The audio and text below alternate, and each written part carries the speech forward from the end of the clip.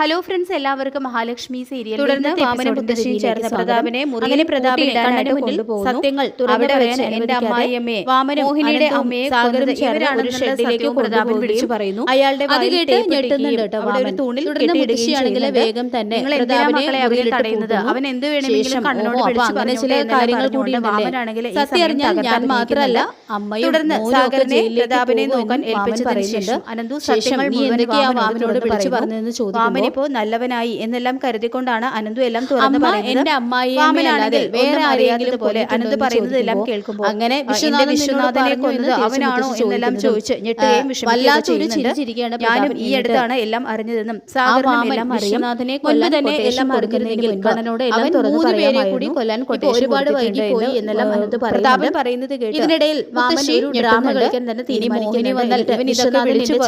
പേടിയുണ്ട്, എന്തിനാണ് അവനെ ലോറി ഇടിപ്പിച്ചു കൊന്നത് എന്നെല്ലാം ചോദിച്ചുകൊണ്ട് വാമൻ പ്രതാപനെ ഉപദ്രവിക്കാനൊക്കെ നോക്കുമ്പോൾ നീയല്ലാടാ എനിക്ക് കൊട്ടേഷൻ തന്നത് എന്ന് പ്രതാപൻ പറയുന്നുണ്ടെങ്കിലും ടേപ്പ് ഒട്ടിച്ചിട്ടുള്ളത് കൊണ്ട് തന്നെ അനന്തുവോ സാഗരനോ പ്രതാപൻ പറയുന്നത് എന്താണെന്നൊന്നും മനസ്സിലാകുന്നില്ല. തുടർന്ന് ഇവനെ പുറകുവശത്തെ വാതിലൂടെ നമുക്ക് വീട്ടിലേക്ക് കൊണ്ടാക്കാം എന്ന് വാമൻ പറയുന്നുണ്ടെങ്കിലും അത് വേണ്ട എന്നും കാര്യങ്ങളൊക്കെ ഇത്രത്തോളം ആയ സ്ഥിതിക്ക് കണ്ണന് ചിലപ്പോൾ സംശയം തോന്നാൻ സാധ്യതയുണ്ട്, അതുകൊണ്ട് ഇവനെ കണ്ണന് മുന്നിൽ എത്തിക്കാം എന്ന് പറയുന്നുണ്ട് കേട്ടോ അനന്തു. അങ്ങനെ വാമനും സാഗറും അനന്തവും ചേർന്ന് പ്രതാപനെ കണ്ണന് മുന്നിൽ എത്തിക്കുന്നു. പ്രതാപൻ്റെ വായിൽ ടേപ്പ് ഒട്ടിച്ചിരിക്കുന്നത് കാണുമ്പോൾ അതെന്തിനാണെന്ന് കണ്ണൻ ചോദിക്കുമ്പോൾ നിന്റെ അച്ഛനെയും അമ്മയെയും കുറിച്ച് വേണ്ടാത്ത കാര്യങ്ങളാണ് ഇവൻ വിളിച്ചു പറയുന്നത്, അത് കേട്ടിട്ട് ഞങ്ങൾക്ക് പോലും സഹിക്കുന്നില്ല, അതാണ് ടേപ്പ് ഒട്ടിച്ചിരിക്കുന്നതെന്ന് വാമൻ പറയുന്നു. എൻ്റെ അച്ഛനെക്കുറിച്ച് എന്താണോ പറയുന്നതെന്ന് ചോദിച്ചുകൊണ്ട് ഉണ്ണിയും വരുന്നുണ്ട്. ഇത് കേട്ട് കരുണയ്ക്കാണെങ്കിൽ ഇതൊന്നും കണ്ട് സഹിക്കാൻ കഴിയുന്നില്ല. ഒടുവിൽ അച്ഛനെ വേഗം തന്നെ വീട്ടിലേക്ക് കൊണ്ടുപോകും അമ്മാവ എന്ന് കരുണ പറയുന്നുണ്ട് കേട്ടോ. അങ്ങനെ അവർ പോയതിന് ശേഷം അയാൾ എന്തിനാ നമ്മുടെ അച്ഛനെക്കുറിച്ച് ഓരോന്ന് പറയുന്നതെന്ന് മഞ്ജു ചോദിക്കുമ്പോൾ അതാണ് എനിക്ക് മനസ്സിലാകാത്തത്. ഇനി എൻ്റെ സംശയം ശരിയാണോ, നമ്മുടെ അച്ഛനെ ലോറി ഇടിപ്പിച്ച് കൊന്നത് അയാളാണോ എന്ന് കണ്ണൻ പറയുന്നത് കേട്ട് കരുണയും മോഹിനിയും മഹിയൊക്കെ ഞെട്ടുന്നുണ്ട്. അങ്ങനെ വാമൻ പ്രതാപനെയും കൊണ്ടുപോകുന്നു. ശേഷം അനന്തവും സാഗരം തിരികെ കമലേശ്വരത്ത് എത്തുന്നുണ്ട്. ചടങ്ങുകളൊക്കെ വീണ്ടും തുടങ്ങുന്നു. മഹിയും കണ്ണനും മഞ്ജുവും സാഗരം മോഹിനിയും ഒരുമിച്ചുള്ള ഒരു ഗ്രൂപ്പ് ഫോട്ടോ ഒക്കെ എടുക്കുന്നുണ്ട് കേട്ടോ. ശേഷം അയാൾക്ക് എന്താ പറയാനുള്ളതെന്ന് വെച്ചാൽ പറഞ്ഞിട്ട് പോകാൻ അനുവദിക്കണമായിരുന്നു, എൻ്റെ അച്ഛൻ്റെ ആത്മാവ് അയാളുടെ ദേഹത്ത് ഉണ്ടെന്നല്ലേ പറഞ്ഞത്, അങ്ങനെയുള്ളപ്പോൾ എൻ്റെ അച്ഛൻ തന്നെ അയാളെ കൊണ്ട് അച്ഛനെക്കുറിച്ച് മോശമായിട്ട് പറയിക്കുമോ, എൻ്റെ അച്ഛൻ എന്തിനാ അയാളുടെ ദേഹത്ത് കയറിയിരിക്കുന്നതെന്ന് ഒരു പിടിയും കിട്ടുന്നില്ല എന്നും കണ്ണൻ പറയുമ്പോൾ അത് കേട്ട് വീണ്ടും വല്ലാതാവുന്നുണ്ട് മഹിയും കരുണയും മോഹിനിയൊക്കെ. ഇനിയിപ്പോൾ അത് വിട്ടേക്ക് കണ്ടിട്ട് വെറുതെ അത് മനസ്സിലിട്ട് നീട്ടുണ്ടായെന്ന് പറയുന്നുണ്ട് കേട്ടോ മഹി. പിന്നീട് വാമൻ പ്രതാപനെയും കൊണ്ട് കരുണാലയത്തിൽ എത്തുന്നു. എന്താ ഇവൻ്റെ വായിൽ ടേപ്പ് ഇട്ടിച്ചിരിക്കുന്നതെന്ന് മുത്തശ്ശി ചോദിക്കുമ്പോൾ ഇല്ലെങ്കിൽ അമ്മയുടെ മോനിപ്പോൾ ജയിലിൽ കിടന്നതിനെ കൂടെ ഞാനും തലനാരേഴയ്ക്കാണ് രക്ഷപ്പെട്ടത്, അല്ലെങ്കിൽ ഇവൻ സത്യം മുഴുവൻ കണ്ണനോട് വിളിച്ചു പറഞ്ഞേനെ എന്ന് പറയുന്നുണ്ട് കേട്ടോ വാമൻ. ഇനി ഒരബദ്ധം പറ്റാൻ പാടില്ല, അതുകൊണ്ട് ഇവനെ മുറിയിലിട്ട് പൂട്ടണം എന്നിട്ട് വല്ല മെൻ്റൽ ഹോസ്പിറ്റലിലും കൊണ്ടുപോയി ചികിത്സിക്കണം.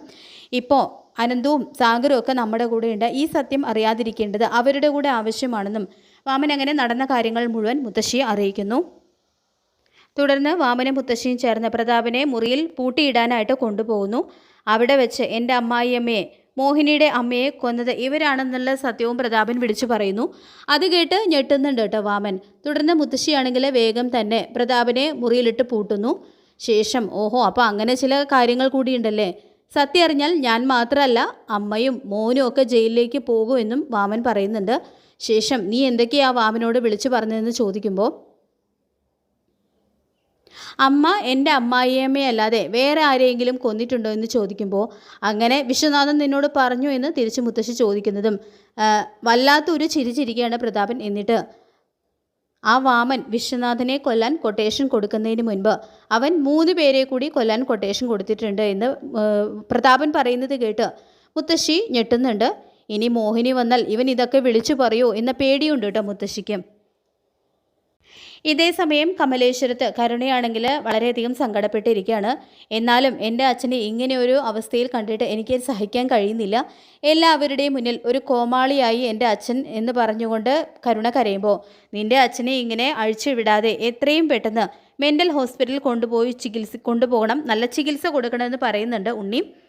ശേഷം മോഹിനിയും മഹിയും കരുണയുടെ അടുത്തേക്ക് വരുന്നുണ്ട്. മോഹിനി യാത്ര പറയാനായിട്ടാണ് കരുണയുടെ അടുത്തേക്ക് വരുന്നത്. തുടർന്ന് മഹി പറയുന്നുണ്ട് നിൻ്റെ അച്ഛനെ മുത്തശ്ശി നോക്കിക്കോളൂ എന്ന് പറഞ്ഞിട്ടല്ലേ ഞങ്ങളെല്ലാവരും ഇവിടെ സമാധാനമായിട്ട് ഇരുന്നത്, ഒരു നിമിഷം കൊണ്ട് എല്ലാം തീർന്നേനെ, അങ്ങനെ ആയിരുന്നെങ്കിൽ ഈ വീടിപ്പോൾ ഒരു മരണ വീടായേനെ. നിന്നോടിപ്പോൾ ഈ സ്നേഹം കാണിക്കുന്ന നിന്റെ ഭർത്താവും അമ്മായിയമ്മയും ഒക്കെ സത്യം അറിഞ്ഞു കഴിഞ്ഞാൽ നിന്നെ ആട്ടിപ്പുറത്താക്കും എന്നെല്ലാം മഹി പറയുമ്പോൾ എൻ്റെ കൂടെ നിനക്കും ഇവിടെ നിന്ന് ഇറങ്ങേണ്ടി വരും. എന്നേക്കാൾ കൂടുതൽ തെറ്റുകാരിയാണ് നീ. നിന്നെ കണ്ണേട്ടൻ കൈവെള്ളയിൽ കൊണ്ടുവച്ചാണ് നടക്കുന്നത്. അങ്ങനെയുള്ളപ്പോൾ നീ കണ്ണേട്ടനോട് ചെയ്തത് വലിയ തെറ്റാണെന്ന് കരുണയും പറയുന്നുണ്ട്.